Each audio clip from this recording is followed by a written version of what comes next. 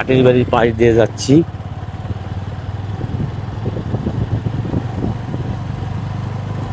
এটা rice mill, auto rice mill এগুলা। এরকম অসংখ্য অটো রাইস মিল আছে উত্তরবঙ্গে, নওগাঁ জেলায়। প্রচুর ধান হয় এবং এখানকার জমিগুলো সম্পূর্ণ রাস্তার সাথেই, উঁচু জমি।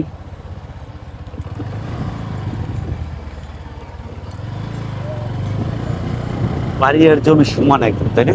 হ্যাঁ। উঁচু জায়গা, অনেক উঁচু জায়গা।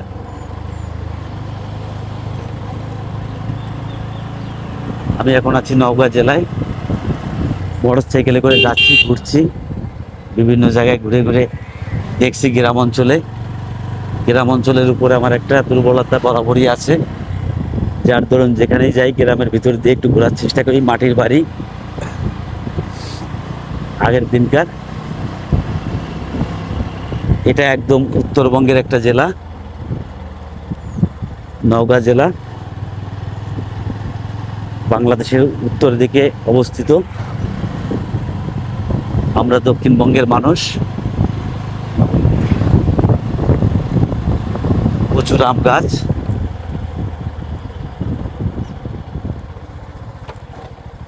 উত্তরবঙ্গের বাড়ি ঘরগুলো এরকম হয়, চারপাশ দিয়ে ঘেরাও ঘেরাও করা।